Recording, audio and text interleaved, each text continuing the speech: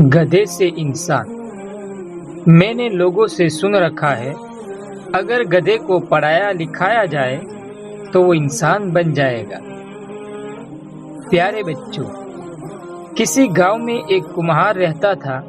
उसके दो बेटे थे, इस्माइल और शफीक। इस्माइल अक्लमंद था, जबकि शफीक बेवकूफ था। कुम्हार के पास एक गधा भी था। वो मिट्टी के बर्तन बनाकर उन्हें गधे पे लाद कर बेचने जाता। उससे उसके घर का गुजारा हो जाता था। वक्त गुजरता रहा, उसके बेटे जवान हो गए।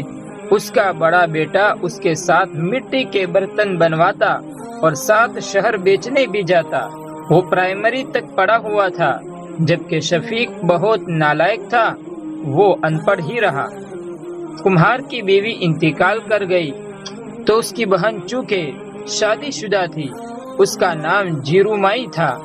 वो आकर खाना बनाकर उसको देती। जिरुमाई ने अपने भाई को मशवरा दिया कि भाई, अब इन दोनों की शादियां कर दो ताकि उनको अपनी अपनी जिम्मेदारी का टाइम से एहसास पैदा हो जाए। कुम्हार ने दोनों बेटियों की शादियां कर दी।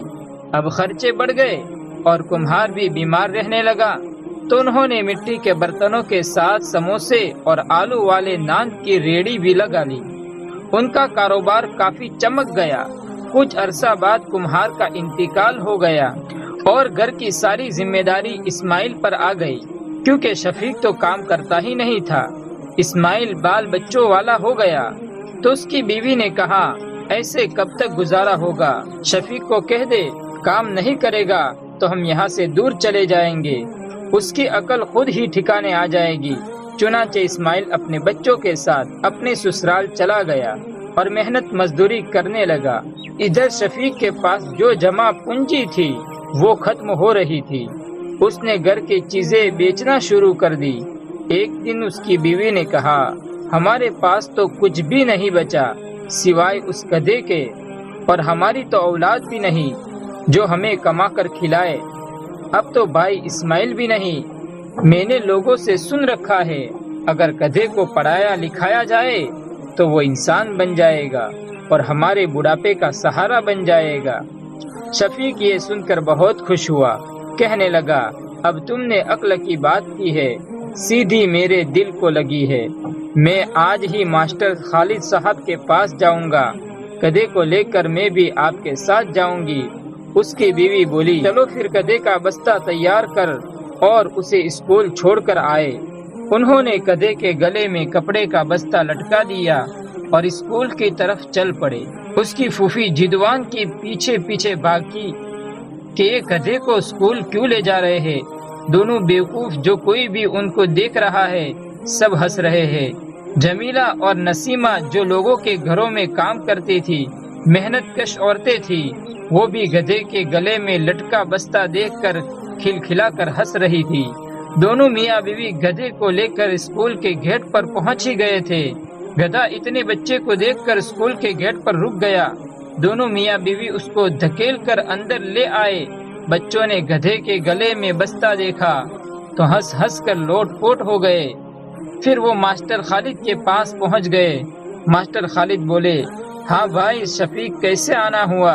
शफीक बोला, मास्टर साहब, आप हमारे गधे को पढ़ा लिखा कर इंसान बना दे ताकि ये बुढ़ापे में हमारा सहारा बन सके।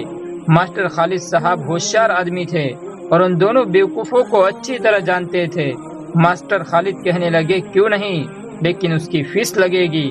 वैसे तो हमारी फीस ज्यादा है, लेकिन आप पूरे साल की सिर्फ 5,000 रुपये दे दे। 5,000 सुनकर दोनों को पसीना आ गया। मास्टर साहब ने कहा, कोई जल्दी नहीं, 1-2 दिन तक दे जाना। फिर वो दोनों गधे को वही छोड़कर घर आ गए। उनके पास इतनी बड़ी रकम नहीं थी। उन्होंने अपनी रेहड़ी बेचकर मास्टर साहब को फीस अदा कर ली और फिर खुशी खुशी घर आ गए। 2 साल गुजर गए। फिर शफीक ने सोचा, अब तो मेरा गधा इंसान बन गया होगा, उस गधे को लेकर आते हैं। दोनों मियाँ बीवी अपने गधे को लेने स्कूल चले गए और मास्टर साहब से पूछा कि हमारा गधा इंसान बन गया कि नहीं? क्यों नहीं, अब तुम्हारा गधा पुलिस बन गया है, मगर ये काम मैंने बड़ी मेहनत से किया है। इसका मैंने नाम शामू रख दिया था। तुम दोनों फुला फुला थाने चले जाओ, वहाँ शामू होगा, دونوں بہت خوش ہوئے۔ وہ دونوں پولیس سے ملنے چل پڑے تھے۔ ساتھ انہوں نے گدھے کے گلے کی رسی اور پیٹھ کی گدی بھی لے لی۔ تھانے پر پہنچ کر شفیق کمار نے ایک سپاہی سے شامو کا پوچھا تو اس نے سامنے اشارہ کر دیا۔ شفیق نے دیکھا کہ وہ دھوپ میں کرسی ڈالے بیٹھا ہوا ہے۔ دونوں میاں بیوی اپنے بیٹے کو دیکھ کر بہت خوش ہوئے اور اس سے تھوڑی دور اس کے سامنے زمین پر بیٹھ گئے۔ خوشی سے اس کو دیکھنے لگے کہ یہ ہمیں پہچان لے گا۔ پولیس نے ان کی طرف ایک نگاہ دیکھی اور دوسری طرف نظر پھیر لی۔ پھر اس نے دوبارہ دیکھا تو شفیق گدھے کی رسی نکال کر اس کے سامنے لہرانے لگا۔ اس کی بیوی نے گدھے کی پیٹھ کی گدی نکالی اور وہ بھی لہرانے لگی۔ شاید اس طرح ان کا گدھا بیٹا ان کو پہچان لے۔ شامو پریشان ہو کر سوچنے لگا کہ یہ دونوں پاگلوں کی طرح حرکتیں کیوں کر رہے ہیں۔ اس نے ان دونوں کو اپنے پاس بلایا، پھر پوچھا کہ کیا بات ہے، تم دونوں یہ حرکتیں کیوں کر رہے ہو؟ تو شفیق کہنے لگا، کیوں بیٹا جی، تم نے ہم دونوں کو پہچانا نہیں؟ بھئی تم پہلے گدھے ہوتے تھے، پھر ہم نے تم کو اسکول میں داخلہ کروایا، اس طرح تم انسان بن گئے، اب ہمیں پہچانتے ہی نہیں ہو۔ پولیس نے کہا کہ ساری بات بتاؤ۔ تو شفیق نے ساری بات بتائی۔ پولیس کہنے لگا تم مجھے ماسٹر خالد کے پاس لے چلو۔ تو شفیق اور اس کی بیوی اس کو ماسٹر خالد کے پاس لے آئے۔ پولیس کہنے لگا یہ دونوں تو بہت معصوم اور سیدھے سادے ہیں، آپ نے ان کو زیادہ بیوقوف بنانے میں کوئی کسر نہیں چھوڑی۔ پھر شفیق سے کہنے لگے دیکھے اگر انسان نہ پڑھے تو گدھوں جیسے بیوقوف بن جاتے ہیں، مگر گدھے کبھی انسان نہیں بن سکتے۔ آپ کا گدھا اس ماسٹر صاحب کے پاس ہے۔ ماسٹر صاحب بہت شرمندہ ہوئے اور شفیق کمہار سے معافی مانگی اور 5000 فیس والے بھی واپس کر دیے۔ پھر شامو ان کو اپنے گھر لے گیا اور ان کا بیٹا بن کے ان کی کفالت کرنے لگا۔